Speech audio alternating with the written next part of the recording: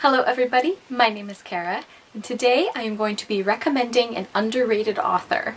So the author that I'm going to be recommending and sort of reviewing today is Frances Hardinge, and she is a British author. So one of the things I love about Frances Hardinge's books are that they play with genres in a really interesting way.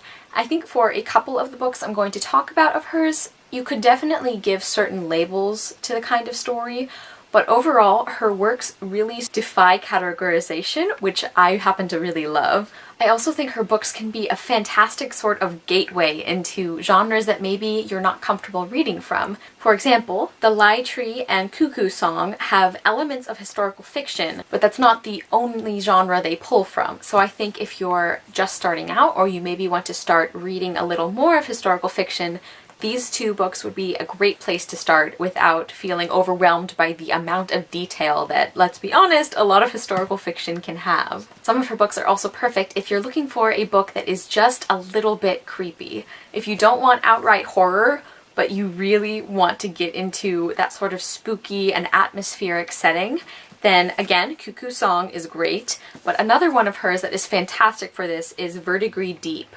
Now definitely most of her books have eerie elements, but these two especially are great for really getting that slightly scary edge that sometimes you want from novels without having a lot of gore or horror.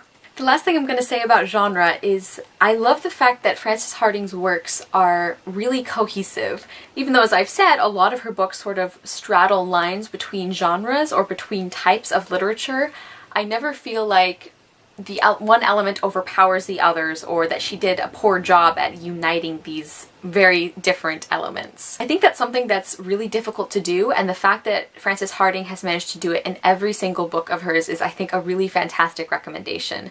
Especially if you're not really sure what you're in the mood for, if you pick up one of her books, chances are there's going to be at least one main element in there that you love. And maybe you'll discover a couple that you didn't know you love. Now I'm just going to run through the titles and a brief summary really quick. First we have Verdigris Deep, and this novel features a well witch and a group of children who get on her bad side and are sort of pulled into this web of magic, and they find themselves being the ones that need to grant wishes to people. But of course it's a lot more complicated and dangerous than they think. Next we have Cuckoo Song, and in this novel we follow Triss, who wakes up after some sort of accident that she can't remember, and everything in her life seems just a little bit wrong. This is a pretty dark fairy tale inspired story. It's not a retelling, it just certainly draws on that feeling of ancient and frightening but really enchanting power that I happen to really love in books. And we really get pulled into Triss's head and into her fears as she tries to navigate this life that she isn't really sure she remembers. And the elements of mystery and suspense and just slightly wrongness are incredibly well done. Next we have The Lie Tree, and this is basically a Victorian murder mystery. And Faith Sunderly is our main character, and she is very passionate about science and the pursuit of knowledge. That is something that is of course very frowned upon for young ladies. And the lie tree of the title is a plant that she finds among her father's papers and scientific writings. And it turns out to be a tree that actually feeds on lies, and it will give you a truth in exchange for feeding it a lie. And Faith starts to become a little intoxicated by the power this gives her, which forces her to confront what kind of person she is and who she wants to be in a world and society that is absolutely not designed for people like her. The next book we have is Gullstruck Island, and I think this might be the book of hers that's the hardest to describe. All I'm going to say about it is that there's a group of islanders who are loathed and feared by the people of the mainland, and there's a terrible tragedy that befalls these islanders, and our main character, Hathin, is forced to become the kind of hero that she's not used to being. And the cultural elements of this book are just fantastic. Like, you really feel like Hardinge has, rather than created a society, it's almost like she's telling you about the secret island that only she knows about because it's so well put together and so well developed. And finally, we have A Face Like Glass. This is the first Frances Hardinge novel I ever read, and the one that made me decide that I must read every single book this woman has ever written or will ever write. This book can be described as a kind of reverse Alice in Wonderland. and our main character is Neverfell, and she lives in a world where the craftsmen of her society are just fantastically talented, and some of their abilities and products are magical. And one of the products that everybody relies on is the creation of faces or expressions. Basically, everyone in this world has to wear a mask in order to convey a certain emotion or expression. And that, of course, gives the advantage to wealthy people because they can afford to purchase fantastically beautiful and expressive faces. And Neverfell, unlike everybody else in her world, has a face that shows emotions, a face that can change, and a face that becomes very dangerous because of the power that this would give someone. So as you can tell from those descriptions, Frances Hardinge definitely has a talent for coming up with really unique and creative story ideas. Although she does tend to focus on darker fairy tale aspects or kind of historical fiction with a twist, I think that across the board her books have just plots and characters and concepts that I've never encountered before. And that's such a wonderful thing to find as a reader, especially when you've been reading as long as some of us have. Some of the elements that I find across all of her books that I really love are her fantastically developed main characters. All of her characters, but particularly her protagonists. These are especially good if you, like me, are getting a little tired of the chosen one trope. Sometimes you want to pick up a book and not read about the person destined to save the world. Sometimes you want to pick up a book and read the story of somebody who's an ordinary person, but who decides that they're going to have to be the one to step up and save the day, and they do. And they're flawed and they're normal, and even in cases where they have some distinguishing feature or some aspect that makes them special or talented, Hardinge never creates characters that feel stereotypical in any way.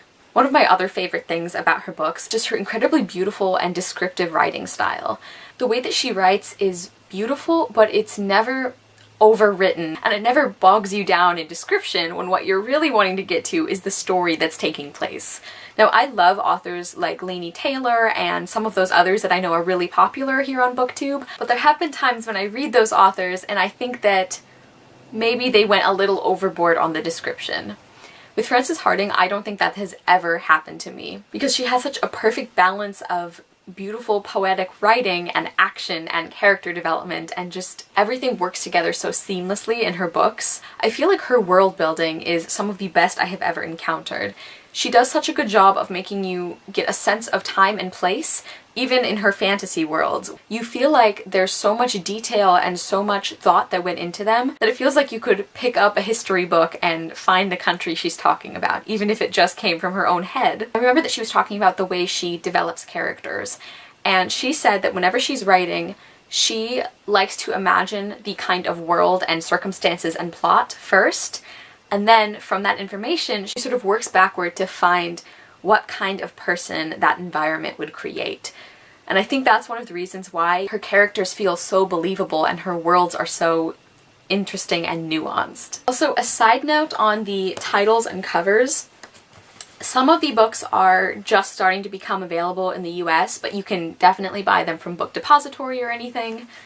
And also some of the books have a different title in the American version, and the covers are also not great.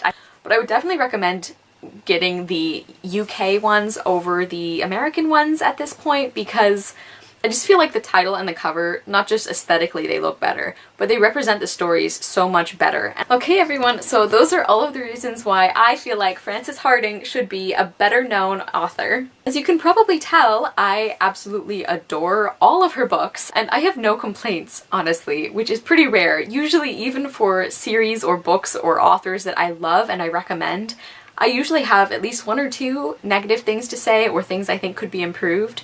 But I genuinely can't think of anything I would change about Frances Hardinge's novels, except that I wish there were more of them. I really hope you guys enjoyed this video, and I hope that it maybe inspired you to give this author a try. I really, really love her work, and I hope that she becomes better known in more parts of the world, because at this point I feel like not many people have heard of her. Thank you guys so much for watching. I will see you soon with another video, and I hope you love the next book you read.